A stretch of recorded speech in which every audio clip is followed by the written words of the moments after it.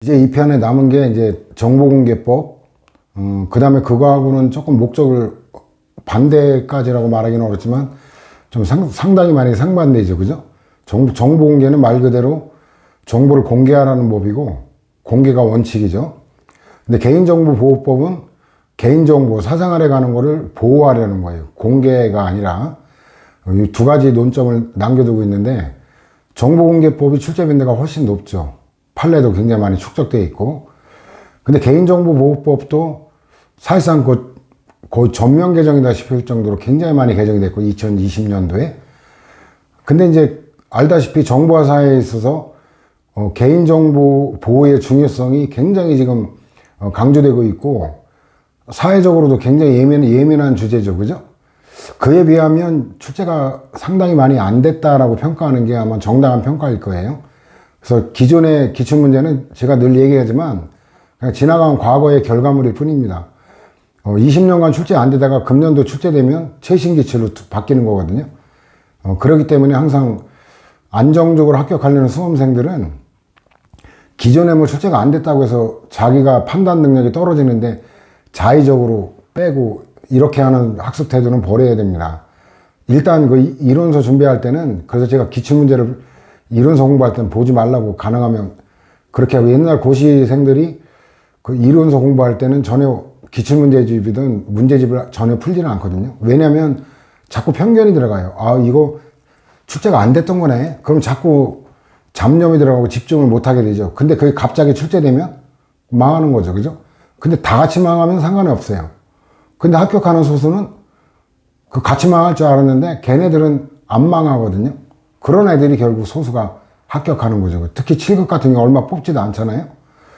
이런 거를 갖다 처음부터 집중력을 떨어뜨려 가면서 공부를 하면은 합격할 수가 없죠. 그래서 평상시에 이론을 충실히 소화를 해놓고 나중에 정리할 때 출제빈대가 떨어지는 거는 마지막 핵심 정리 단계에서 빼도 그때 빼고 보는 거예요. 그래서 어쨌든 자 일단 정보공개 먼저 갑시다. 정보공개는 뭐 의의는 뻔하죠. 뭐 정보를 공개하는 거를 권리로 보장하자 뭐 그거고 대응해서 국가 등에 대해서는 의무를 지게 하는 거고 뭐 필요성은 여러분들 읽어보면 뻔한 얘기예요. 뭐 알 권리 뭐 이런 거 모를 사람 하나도 없죠. 그 다음에 올바른 정보가 있어야 주권자인 국민들이 제대로 된 판단을 할 거 아니에요. 그죠? 그 지금 심각한 게 가짜뉴스죠. 가짜뉴스 때문에 오판을 해가지고 엉뚱한 후보를 잘못 찍는 경우 이런 게 상당히 많은데 예를 들어보면 지금 이대남들 같은 경우는 그 이대남 중에 특히 2번남이라고 불리는 이 부류는 문화 지체 현상에 따른 그 어찌 보면 부정자예요. 그 문화 지체라는 건 뭐냐면 그 사회 기술적인 부분은 변하는데 그에 따르는 문화 현상, 정신작용 이런 게 뒤따라가지 못할 때 그 지체되는 걸 현상을 문화 지체라고 그러거든요. 지금 보면은 가부장제는 이제 세계사적으로 가부장제에서 남성 우월 이거는 거의 이제 돌이킬 수 없을 정도로 소멸돼 가고 있는 거예요. 시대는 이렇게 변해가고 있는데 일부 이번남들은 어때요? 아직도 그 아름다운 남성 우위의 사고방식. 그래서 옛날에는 여자들이 고분고분했고 남자들이 요구를 웬만큼 다 들어주고 그 다음에 그 남자들과 그렇게 치열하게 경쟁하지도 않았는데 지금은 시대가 바뀌어가지고 너무 짜증난다. 쟤들 때문에 우리가 인생이 막힌다. 이런 피해의식을 갖게 되는 거죠. 그러나 그건 시대착오적인 그 문화 지체 현상에 따른 부적응자라는 낙인밖에 안 되는 거예요. 시대에 맞게 공정하게 경쟁해야 될 거 아니에요? 지금 보면은 그 여성 할당제 때문에 남성들이 피해를 보고 역차별을 당한다. 정신 나간 것들이죠. 이런 것들이 가짜뉴스 일반 국민은 속아 넘어가도 되는데 특히나 제각이 듣는 친구들은 그런 바보 같은 놈들은 없겠죠. 지금 여성 할당제가 남아있는 거는 공직선거법에 그 비례 순위가 여성을 홀수번으로 앞에 두도록 하는 그거밖에 없어요. 지금 그 시험에서 공무원 시험에서 여성 할당제 이거는 바뀐 지가 폐지된 지가 오래죠. 양성평등 목표제로 그죠? 그 지금 수혜자가 100%가 남성들이에요. 옛날에 뭐 임용 시험은 말할 것도 없고, 지금은 이제 국가직이든 지방직이든 구급 시험에도 그 혜택을 보는 친구들이 다 남자예요. 여성들은 워낙 성적이 좋기 때문에 그런 혜택을 안 봐도 볼 수가 없어요. 비율 자체가 이미 초과를 했기 때문에. 그러니까 남자라는 이유로 지금 성적이 떨어지더라도 혜택을 보는 건 남성이란 말이에요. 오히려 자기들에게 유리한 제도를 없애버리라고 주장하고 있죠. 저는 없애버리길 바랍니다. 그 정확한 정보도 없이 병신같이 자기들이 혜택 받는 건지도 모르고 여성의 그 우대 때문에 자기들이 역차별 당한다. 그럼 그 제도 없애버리면 되죠. 그러면 오히려 혜택을 받는 남성들이 일부가 혜택을 못 받게 되는 거예요. 병신 같은 것들을. 그래 없앴으면 좋겠어요. 싹 없애버리고 청년 창업 지원이고 지랄이고 간에 청년 우대 정책 다 없애버리고 그러면 이제 공정한 세상이 오는 거죠. 그죠? 청년이건 지랄이건 간에 공정하게 출발해야죠. 이미 기성세대는 자산과 경험을 축적했는데 자산도 경험이 없는 20대 배려 하나도 안 하고 창업하려면 창업하고 말아먹으려면 말아먹으라. 그러니까 이런 잘못된 정보 갖고 가짜뉴스 갖고 판단을 하니까 이상한 판단을 하게 되는 것이죠. 그죠? 이런 게 민주주의의 암적 존재란 말이에요. 그래서 앞으로 가짜뉴스를 어떻게 대처해 나가는가, 이게 이제 민주주의의 굉장히 중요한 쟁점이 될 건데, 뭐 그런 갈등과 합의도 이것도 오해에서 기인하는 경우가 대부분이잖아요. 정확한 정보가 제공되면 오해가 풀리면 갈등이 해결되는 경우가 많죠. 그래서 상식적인 거라 넘어갈 거고, 역기능 같은 경우 뭐 사생활 침해 우려가 있다는 거, 그죠? 기업 비밀 침해 우려가 있고, 정보 능력의 빈부 격차, 그죠? 그런 것도 있고, 이건 뭐 상식적인 거라 출제가 안 된다고 말할 수는 없지만, 돼도 이까지 거는 상식이기 때문에 여러분에게 넘겨도 될 거예요. 자, 이제 우리 시작이 이제 여기부터 정보공개 청구권인데, 이게 단순한 법률상의 권리냐 아니면 헌법상 기본권이냐. 근데 일단 알 권리라고 하는 건 헌법상 기본권이거든요. 자유권적 기본권으로. 그런 걸 이제 염두에 두고 해야 되는데, 이제 법적 공고에서 다루게 될 거예요. 뭐 정보공개 청구권이란 말 그대로 청구하는 거죠. 그래서 이건 1편에서 우리가 봤던 거로 얘기를 하자면, 수익권, 자유권에 들어가는 건데, 이건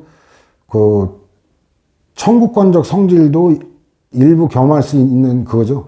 요구, 청구, 그건데, 어쨌든, 기본적인 거는 자유권이에요. 뭐, 헌재는 청구권적 기본권, 생활권적 기본권 다 갖고 있다 그러는데, 주된 거는 역시 자유권이거든요. 그래서 내가 정보 수집하는 거를 방해하지 마라, 침해하지 마라. 이게 자유권이잖아요. 근데 이거는 그런 소극적인 게 그치지 않고, 정부나 국가기관이 갖고 있는 그 정보를 적극적으로 나에게 공개하라고 적극적으로 요구하는 이런 측면이 있어요. 자위권은 침해 배제, 방해 배제, 소극적 권리라고 그랬잖아요. 그래가지고 다른 성질도 있다라는 건데, 요런 거 개념에서 연결하면 헌재 결정 끌어낼 수 있을 거예요. 그 다음에 개별적 정보공개 청구권인데, 이거는 당사자에 한정되는 거예요. 근데 그 시민단체와 같이 개인적 이해관계가 없는 공익을 위한 경우 인정되는 게 일반적 정보공개 청구권. 요거 엄밀히 나눠봐야 돼요. 두 가지를 다 포함한다라는 거 나오는데, 헌법재판소는 알 권리의 핵심은 정부가 보유하고 있는 정보에 대한 국민의 알 권리, 즉 국민의 정보에 대한 일반적 정보 공개를 구할 권리다. 이렇게 되면은 헌재는 암암리에 어때요? 자유권은 침해 배제잖아요. 국민이 정보 수집 활동하는 걸 방해하지 마라. 그게 아니라 핵심이 오히려 적극적으로 정보 공개를 구할 권리다. 이러면 자유권적 성질이 핵심이 아니다라고 보는 건데, 교수들이 그런 걸 거론하는 교수들은 없어요. 그냥 저렇게 일단 알아두면 될 거고. 그 정보공개법, 이것도 양자를 포함하는 개념이다. 요거를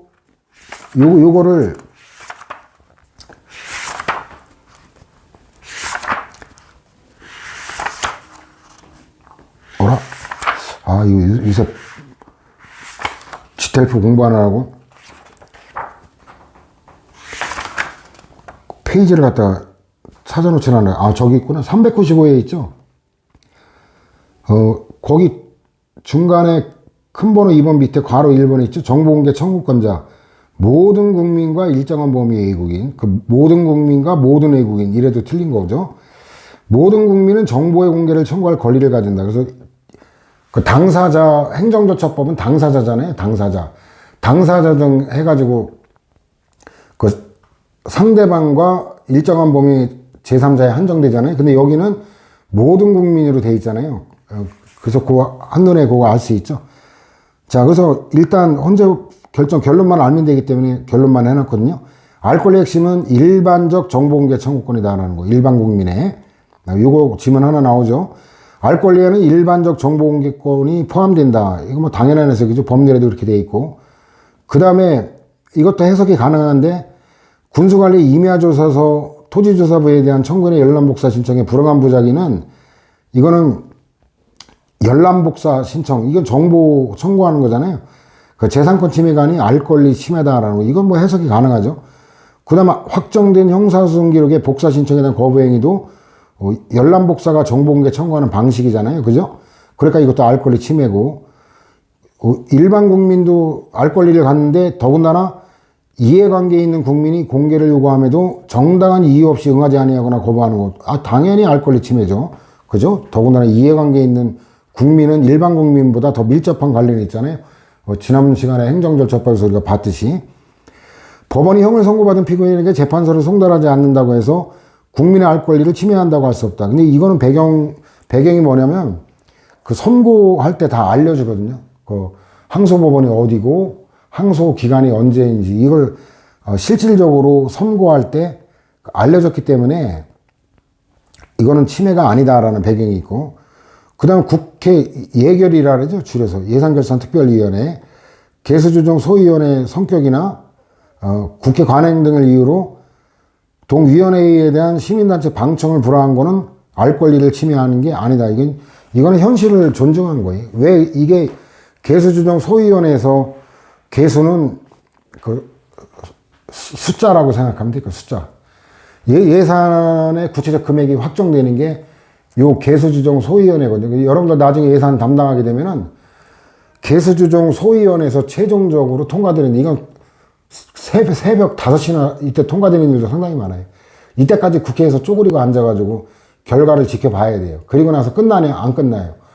이 보안 문제 때문에 요 예산 확정된 예산서가 인쇄되는 거 있죠. 인쇄되는 거를 또 입회해가지고 감시를 해야 돼요. 인쇄업자가 또 빼돌리지는 않을까. 이런 걸 감시해야 되는, 그것까지 인쇄까지 끝나야 예산 승기 1승기가 끝나는 거예요.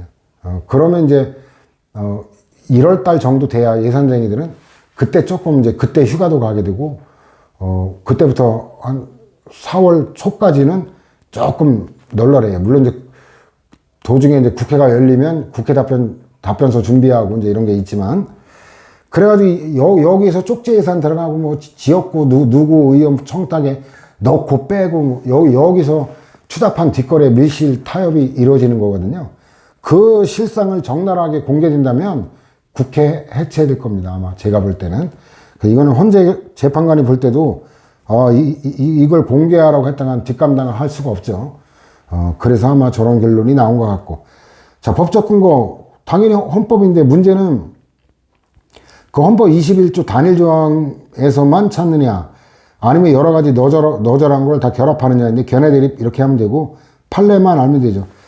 자, 일단 헌재는 21조에 근거한다는 입장이지, 기본적으로 법률의 제정이 없더라도 헌법 21조를 거론하고 있잖아요. 헌재는 단일 조항에 근거한다는 입장이라는 거고, 알 권리는 자유권적 기본권과 청구권적 기본권, 생활권적 기본권의 복합적 성질이다. 좀 전에 개념에서 이거 끌어내면 된다 그랬죠. 개념에서 그 적극적으로 요구하는 게 들어갔기 때문에 이건 순수한 자유권만일 수는 없다. 근데 역사적으로 보면 이거는 자유권으로 시작된 거는 맞아요. 근데 헌재는 오히려 일반적 정보공개 청구권이 핵심이라고 보는 거는 과연 이론적인 검토를 한 후에 내린 결론인지 그건 조금 다소 의문이에요. 왜냐하면 전통적으로 자유권적 기본권으로 분리가 되거든요. 그래서 어쨌든 그거는 결론만 알아두면 되는데, 여러분들이 학문하는 건 물론 아니니까. 근데 그건 논리적으로는 굉장히 좀 쉽게 내릴 결론은 아니거든요. 자, 법률상 근거가 일반법위보다 정보공개라는 단어가 들어가는데 이거 틀리면 바보죠. 정보공개, 공공기관의 정보공개에 관한 법률이죠. 여기 제목에도 나왔듯이 공공기관에 한정된다라는 걸 일단 먼저 알 수 있죠.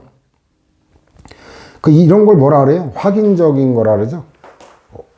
창설적인 건 형성적이라고 그러고, 창설적인 거는 헌법에 이미 인정돼 있는 당연한 거를 법률로 확인하고 구체화한 거지, 헌법에 인정이 안 되는 걸 법률로 비로소 만들어주는 게 아니다라는 거죠. 그 다음에 정보공개 청구권과 관련된 내용 규정은 개별법도 있죠. 행정절차법에 공표, 뭐 이런, 이유제시, 열람북사 청구 이런 거, 민원 처리에 관한 법률에도 민원사무 편람 비치, 뭐, 고시가 불특정 다수에게 알려지는 방식이라 그러잖아요. 교육에 관한 건 또 별도로 되어 있죠.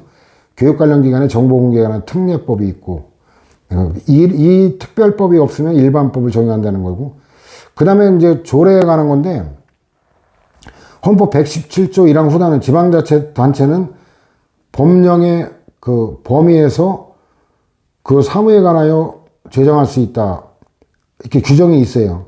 지방자치법, 이것도 이제 조항이 바뀌었거든요. 개정되면서 28조로 바뀌었는데, 지방자치단체는 법령의 범위에서 사무에 관하여 조례를 제정할 수 있는데, 다만, 그러니까 뭐냐면 법령의 범위 안, 이게 법률의잖아요. 원칙적으로 법률의만 적용되는데, 주민의 권리 제한 의무부가 이 분리 침익적인 거일 때만 법률의 위임이 있어야 된다. 이거 법률여부에서 우리가 다뤘던 논점이죠. 자, 대법원은 당시에는 법이 없었을 때 법적 근거 없이 제정된 대한민국 최초의 정보 공개 조례가 바로 청주시거든요. 또 충북이 옴부즈만 설치 조례 전국 최초로 했던 그런 게 있는데 인정했다. 대법원의 판결에 따라 이제 다 대부분 제정하고 있죠. 그래서 법적 근거를 유하지 않기 때문에 적법하다 그랬는데, 관건은 뭐예요? 주민의 권리 제한 의무부가 벌칙에 해당되느냐 아니냐인데, 일단 벌칙에 가는 건 관계가 없고, 알 권리가 가는 거는 실현이기 때문에 권리 제한하고 관계가 없죠. 그 다음에 침해 우려가 있는 사생활에 관한 정보는 비공개 정보를 했기 때문에 결론적으로 권리 제한 의무부가 벌칙과 무관하다. 따라서 법률의 근거가 없어도 가능하다라는 게 나오죠. 그래서 알 권리의 실현을 근본 내용으로 하면서도 개인의 권익 침해 가능성을 배제했단 말이에요. 법령상 공개가 금지됐거나 개인의 사생활을 침해할 우려가 있는 등의 정보를 제외하고 있단 말이죠. 근데도 법적 근거가 없어도 되는데 법률에 있다라는 거죠. 그래서 이제 감각 잡았겠죠. 규정이 있냐 없냐가 법률 출제할 때는 기본적인 거다. 이 정보공개 조례에 관한 근거 조항이 정보공개법에 있다라는 걸 알아둘 필요가 있어요. 그 다음에 이제 구체적 내용인데 목적 다 외워야죠. 정보공개 원칙도 적극적으로 공개해야 된다. 의무. 당연한 상식 같지만 적용 범위는 이제 이거 해석할 수 있죠. 다른 법률에 특별한 규정이 있는 경우를 제외하고는 이 법, 이게 일반법이라는 얘기고, 국가안전보장에 관련되는 정보 및 보안 업무를 관장하는 기관에서 국가안전보장과 관련된 정보 분석을 목적으로 수집하거나 작성한 정보는 아예 적용하지 않는다는 거. 다만 이제 예외가 있죠. 8조 1항에 따른 정보공개 작성 비치 공개에는 또 예외니까 이거는 적용된다는 거죠. 다른 법률의 특별한 규정의 의미는 특별한 규정이라는 건 내용이 달라야지. 일단 내용이 달라요. 내용이 같으면 특별한 게 아니죠. 일단 법 형식이 대등한 형식이어야지, 특별한 규정이 법률 형식이어야 되고, 대상과 범위, 공개 절차, 비공개 대상 정보에 관해서 달리 규정하고 있어야 특별하다. 이거는 뭐 상식적인 결론이죠. 그래가지고 배제하기 위한 요건인데, 특별한, 똑같은 거 제하긴 한 거네요. 그 다음에 이제 형사소송법, 이것도 특별법이다라는 거죠. 이거 같은 정보공개법 빼고 나머지는 다 특별법이다. 뭐라 정리하면 돼요. 그 다음에 형사재판 확정기록의 공개에 관해서는 이거 특별법 우선이니까 정보공개법에 의한 공개 청구가 허용되지 않는다. 그래서 일단은 형사 재판하면 형사소송법 아니에요.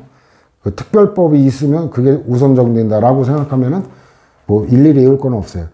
근데 행정절차법에는 그 다른 법률이지만 그 특별한 규정, 내용 자체가 특별한 규정이 아니기 때문에 제외된 거예요. 그 예외에 해당하는 판례만 외우고 나머지는 다른 법률 나오면 다 그냥 적용 배제 이렇게 몰아 정리하면 돼요. 기술적으로, 수험 기술적으로.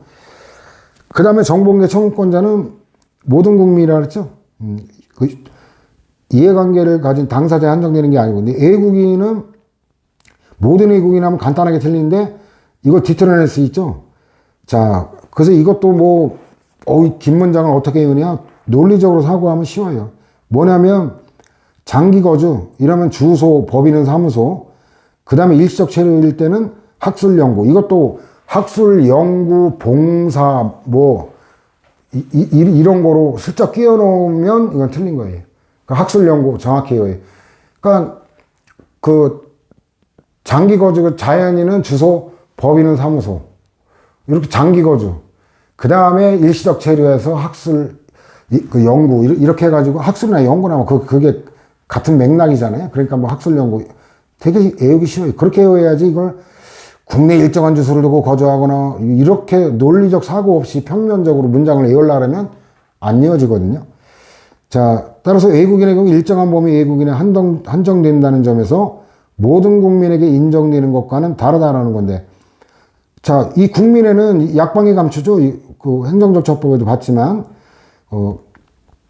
법학에서 사람 이라면 자연인 법인 포함하는 거고, 권리 능력 없는 사단 재단도 포함되는 게 약방의 감초라 그랬죠. 더군다나 권리 능력 없는 사단 재단 등의 경우는 일정한 설립 목적으로 제한된다 이러면 틀려요. 설립 목적을 불문한다.